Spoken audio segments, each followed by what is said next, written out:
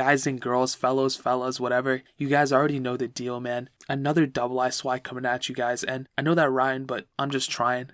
And the phone we're looking at today is the OnePlus 2, and I just did the OnePlus 1 not too long ago, and I think I've owned most of the OnePlus series phones. I think I have like 2 more that I can think of that I haven't owned yet, but I kind of want to just get these out of the way first before the new OnePlus 7 comes out, hopefully in May or June, so I can kind of have a catalog to kind of have some experience on, so when I buy the OnePlus 7 and I test it, I kind of know the history of it, same thing with the iPhones, I've tested all the iPhones, so now like when I buy the newest one, I can just easily talk about it because I've owned every single one of them. Pretty much the same thing with the Galaxies, but the OnePlus series phones is one that I'm still trying to build up like a repertoire with, if you will. Guys, what am I even talking about, man? The OnePlus 2 came out in 2015, and let me tell you a little story, okay? When the OnePlus 1 came out in 2014, I was like, man, this is a crazy solid phone. I had a lot of respect for it. I knew I was gonna buy one at some point, at least I thought I was going to, but then I ended up not because I couldn't afford it at any point until now, so then I was like, whatever. With the OnePlus 2 though, that was a phone that it was still in that price tag of like, it wasn't super expensive, but it wasn't super cheap for me, for someone who's like still, I'm not struggling at all. I'm making it sound like I was like came from the bottom and everything. No, like I was not like super poor or anything, but it's just a matter of like convincing my parents whether I can get it or not. So with the OnePlus 2, I was looking at it, I was reading a lot of reviews, watching them, and I'm like, this is the perfect phone at that time in 2015. I'm like, this is the perfect phone. Why would you want any other phone besides this one? And at this time, we had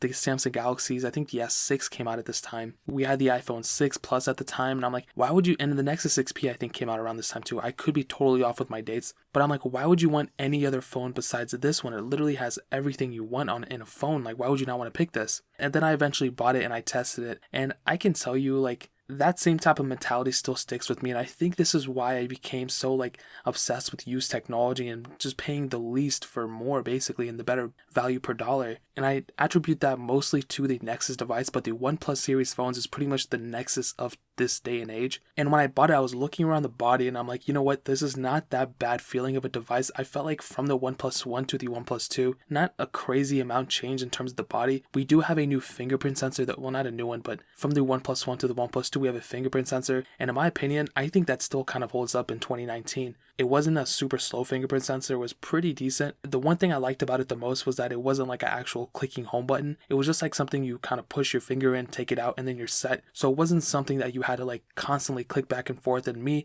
I don't feel like breaking parts. So I felt like this would actually eliminate my fear of like breaking my home button on a phone. So that was actually really sick. Luckily, besides those two buttons, you have like the touch panel buttons. I forgot what I called them. And with the OnePlus series phones, you actually could have like put the nav bar buttons on the bottom with their Oxygen OS, which is amazing. I love Oxygen OS so much. But the weird thing is that there was still a bunch of bezel on this phone, and there was a lot of bezel on the predecessor and then the predecessor after that. And then eventually with the OnePlus 5, they actually kept a lot of bezel on that too. Then the 5T, they took some out. But this was still one of those phones with a bunch of bezel on the back, and the panel up front was 1080p, and that's pretty much the same type of panel we've seen with every single OnePlus series device, just the resolution. The panels now are much better because they are OLED. This one was IPS panel. It wasn't horrible. Like, I don't think phones past 2014 had horrible displays at all. I think like pre-2014 they were getting there, but past 2014 panels have really evolved, and even IPS panels of like 2015, 2016 aren't even that bad. So in terms of the hardware and the way the phone feels, I still think it feels like a very premium device. The back is kind of something you will have to get used to for a lot of you. It's sandstone for some, and I think for others they had a different version. For mine it was sandstone. So it does feel a little weird. I think it was a bit of an upgrade from the OnePlus 1, but again, I think it doesn't feel that bad in 2019. Now in terms of the software, this is something that's kind of interesting. So it started off with Android 5.1 Lollipop. Now I'm not even too sure what version of Android it got because it's confusing on my spec sheet, but here's what I'll tell you. Okay, this thing is definitely not supported anymore in software, but there is a little bit of a development community behind it. This phone was pretty popular in 2015, even onwards, and I've seen some Android Pie ROMs for this thing. Definitely quite a bit of Android Oreo ROMs, definitely not as many as the OnePlus 1, but if you're in that market of like you're comfortable custom ROMing your phone and all that stuff, then that is something I would probably recommend you doing. But here's the thing, even if you were to keep it stock, which I probably would not recommend you to do because security risk, features, all that stuff, but Oxygen OS does a really good job at implementing features on almost a stock Android baseline. So with the Google Pixel line and the Nexus line, you were just pretty much getting stock Android, no crazy features or anything like that. But with Oxygen OS, you were given so many more features on almost stock Android, so it almost made you feel like you had a custom ROM on your phone, even though you didn't. Because remember when CyanogenMod and OnePlus were like in a relationship and they broke up and then they had a baby and it was Oxygen OS? That's pretty much what Oxygen OS is, just a baby of CyanogenMod on OnePlus. So that kind of covers the hardware, the software in terms of the way the phone looks and the way the phone feels and the UI of it and all, but let's go ahead and talk about the actual inner hardware of it, and I'll just talk about the specs for a second because they're just numbers and letters, and I'll tell you my real world use using it. So it had the Qualcomm Snapdragon 810 processor, an octa-core CPU, an Adreno 430 GPU, and depending on the variant you got, if you got the 16 gig memory inside of it, you got 3 gigs of RAM, and if you got the 64 gig variant, you had 4 gigs of RAM inside of it. So on my specific unit, I'm pretty sure I had the 16 gig variant, but I'll tell you right now, between 3 and 4 gigs, it's kind of a lot on an Android system, especially when you're that low. If it was between like 6 and 8, I don't think there's like too much of a difference. I mean, there definitely is, but not as much as you would think. Between 3 and 4, there's a little bit of a difference, probably a bit more than 6 to 8.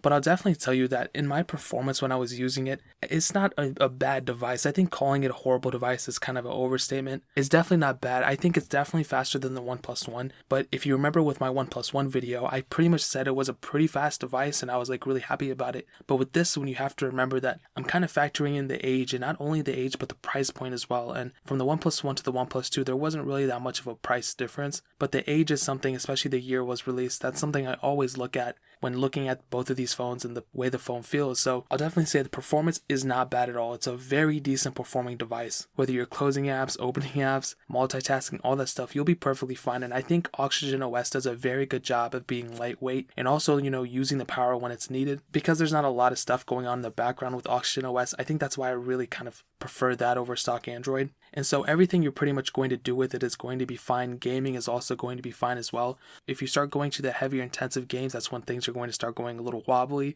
So I'd probably recommend not going too crazy, but I'm pretty sure if you're expecting to buy a OnePlus 2 in 2019, you're not expecting like the craziest phone in the world. You're not expecting something that'll, shoot to the moon and come back. I think you're expecting very modest, humble upbringing type of performance. Nothing that you'll probably brag about to your friends, but more so of like, it'll get the job done, get you from point A to point B and, get you on with your life. So that's pretty much the best way I would kind of synopsize the performance of it. I'm going to be honest. I've been using a lot of big words recently. I swear to God, I've not been reading a dictionary or anything. This is all straight from the dome. So you got to give me a little bit of credit for that, all right?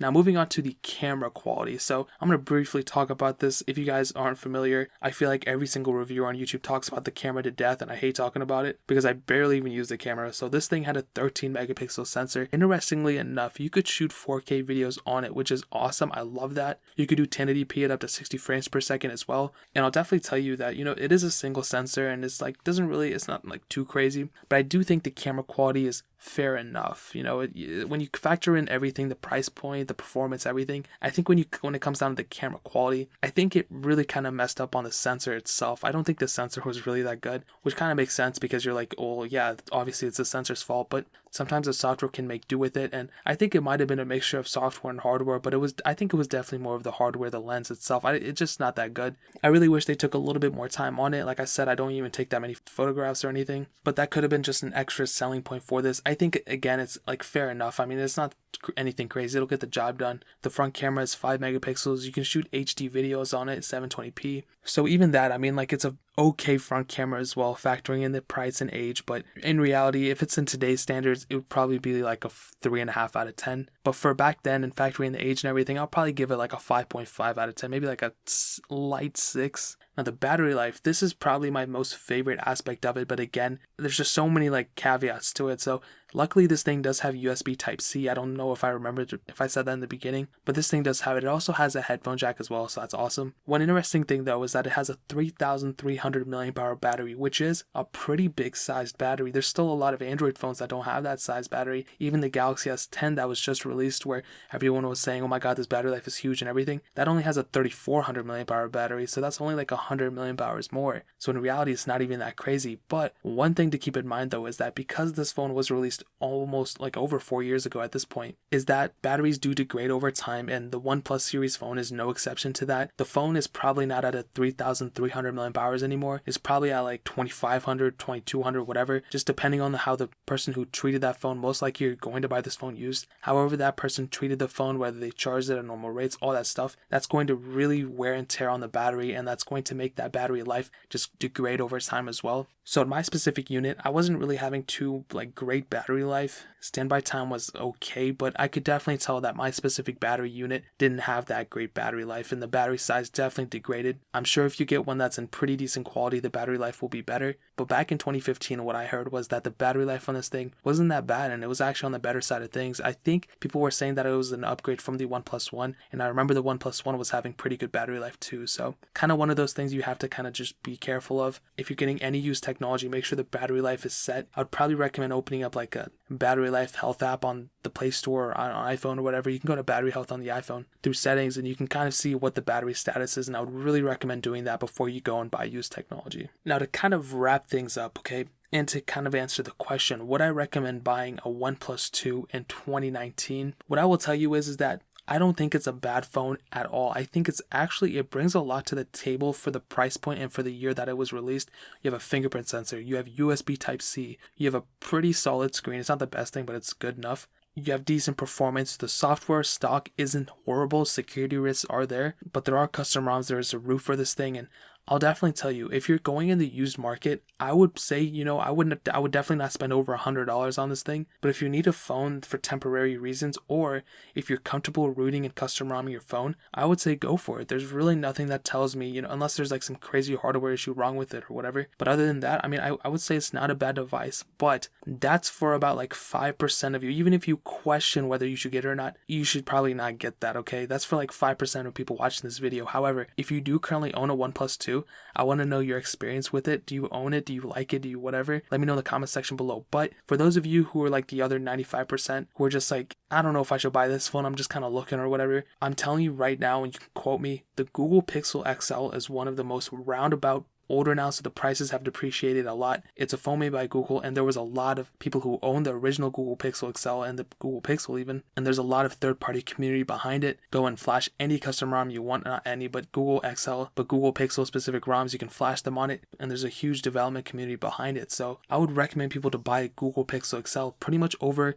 a lot of other used phones out there right now. The original Google Pixel XL is probably the best phone you can buy for the price point, and I'll go ahead and link a OnePlus whatever I find on Amazon. I'll link that one in the description below, because I don't think they sell OnePlus 2s anymore, but I'll also link a Google Pixel XL in the description below, so you guys can go easily get it from there. Every single sale that actually goes through those links helps the channel out, so we can do more videos like this and more comparisons and more giveaways. So I'd really appreciate if you guys could check it out. But that is pretty much it. Hopefully I answered the question. If you guys have any questions or anything else like that, leave it down in the comment section below. Hit that like button, that'll mean so much, but definitely hit that subscribe button. Every single subscriber that we get really does count, so it'll mean so much if you guys could hit that. Also, check out the other links down in the description as well. My Twitter, my Instagram, my second channel, all those links are linked down below. I'd really appreciate if you guys could check it out. But more importantly than everything else, I love every single one of you guys. Hopefully I'll catch you guys in the next video. Peace out till then.